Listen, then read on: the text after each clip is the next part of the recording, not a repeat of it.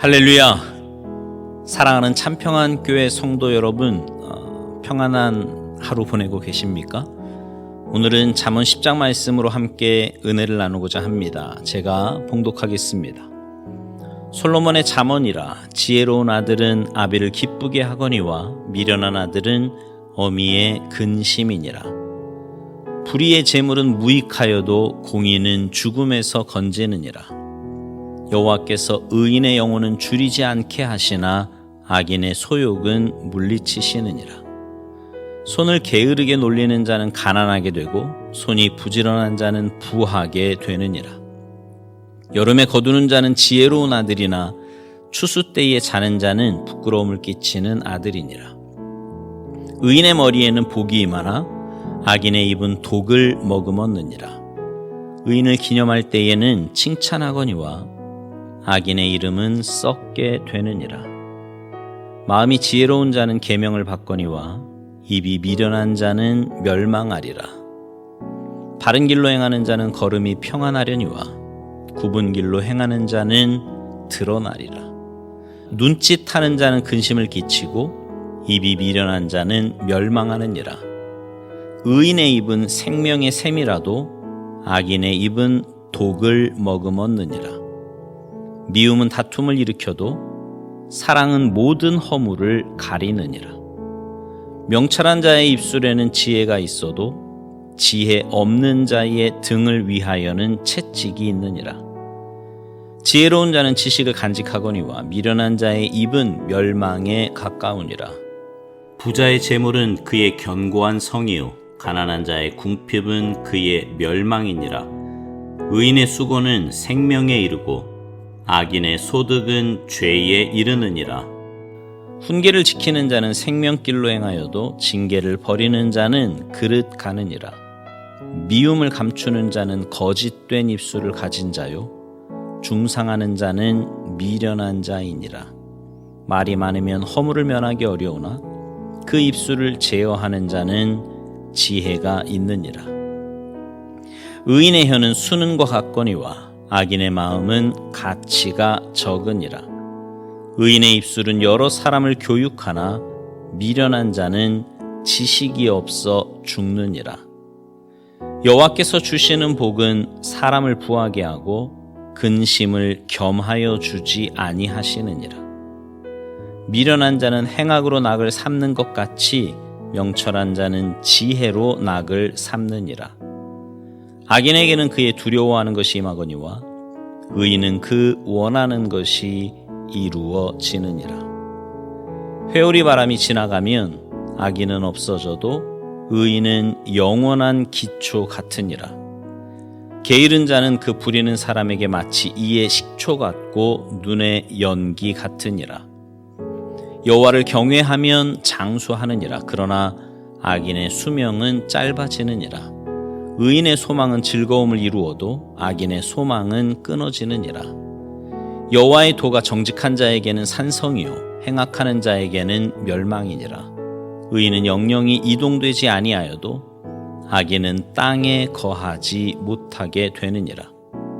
의인의 입은 지혜를 내어도 패역한 혀는 배임을 당할 것이니라. 의인의 입술은 기쁘게 할 것을 알거늘 악인의 입은 패역을 말하느니라. 아멘.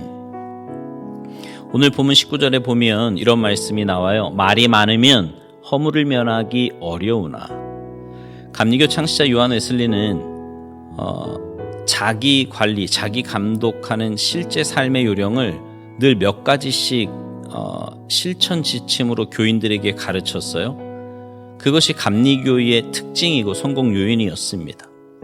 그가 언어 생활에 관해서 한 가지 실천 지침으로 가르친 내용 중에 이런 것이 있습니다. 크리스천 자매가 이웃 자매의 집을 방문하는 것은 사랑의 교제로 좋은 일입니다. 그러나 앉아서 사적인 대화를 45분 이상 하는 것은 허물을 면하기 어렵습니다. 웨슬리가 이렇게 가르친 것은 말을 과도하게 많이 하지 말라, 그런 삶의 습관을 스스로 자기 관리하라는 겁니다. 웨슬리가 가만히 보니까 성도들이 남의 집에 가서 말을 너무 오래 또 너무 많이 하는 거예요. 근데 말을 절제하지 못하고 이 말 저 말 자꾸 오랫동안 계속하게 될 때 결국 말로써 죄를 짓게 되더라는 거지요. 그래서 아예 성도들의 삶의 실천 지침으로 만들어 교인들이 말로 죄 짓는 것을 최소화했던 겁니다. 물론 경건한 성도들은 함께 모여 서너 시간 얘기를 나누어도 죄를 짓지 않고 도리어 서로를 격려하는 성숙된 만남과 대화를 가집니다. 또 이런 계율을 정하는 것이 어쩌면 사람의 율법을 만드는 형식이 되어서 이것이 잘못 적용되면 부정적인 결과를 낳을 수도 있습니다. 그러나 좋게 보면 이런 방법을 정해서 가르쳐 주는 것이 90%의 신자들에게는, 즉 아직 미숙한 성도들에게는 도움이 되는 면이 있습니다. 성경이 가르치는 바는 말을 아예 하지 말라가 아니고요. 말을 하되 과도하게는 하지 말라, 길게는 하지 말라는 겁니다. 대화를 길게 하다 보면 결국은 말로 죄를 짓기 쉽다는 경고입니다. 계속해서 19절 하반절을 보세요.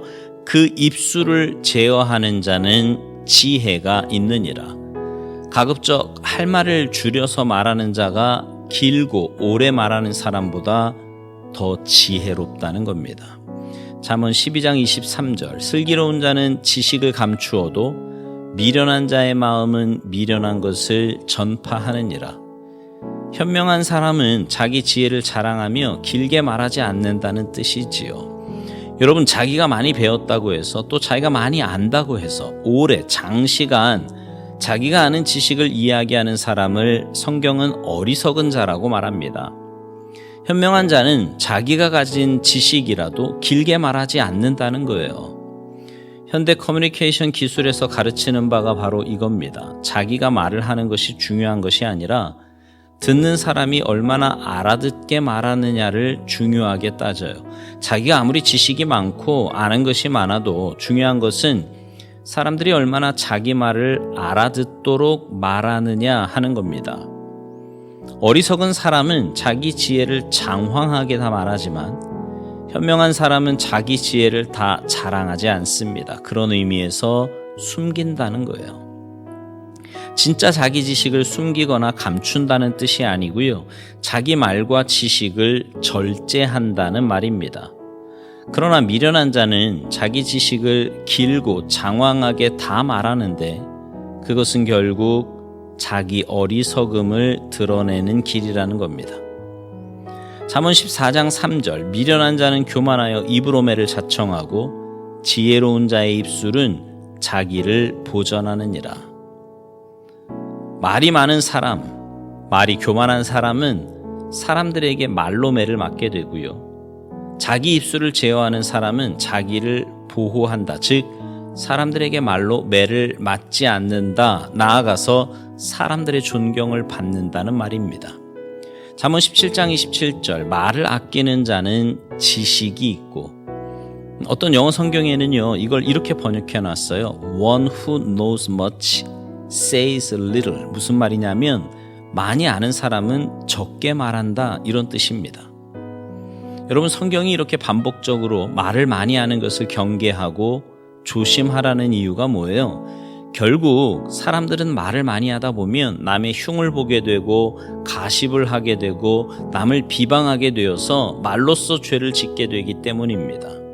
운행 시간이 긴 사람일수록 자동차 사고를 낼 확률이 아무래도 높은 것과 같지요. 정리하면 두 가지인데, 하나는 말을 많이 하다 보면 허물을 면하기 어려우니 말을 가급적 절제하라는 겁니다. 또 하나는 자기가 지식을 많이 알고 있어도 그것을 길고 장황하게 말하지 말고 가급적 그것을 감추라는 겁니다.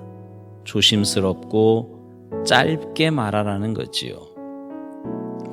여러분, 삶에서도 그렇지 않습니까? 누가 많이 안다고 그 아는 것을 다 입으로 떠들면 어떠세요? 듣기 별로지요. 그런데 많이 알지 못한다고 생각했는데 상황에 맞게 하나하나 조금씩 말하는데 다 맞아요. 그러면 사람이 다시 보이지 않습니까? 여러분, 우리 지혜롭고 성숙한 언어 생활하며 삽시다. 그래서 여러분이 말을 하면 주위 사람들이 경청을 하고 또 함께 기뻐하고 여러분 말 듣기를 좋아하게 되기를 바랍니다. 그래서 여러분의 말을 통해 주님의 은혜와 그 사랑이 전해지기를 주님의 이름으로 축복합니다. 아멘.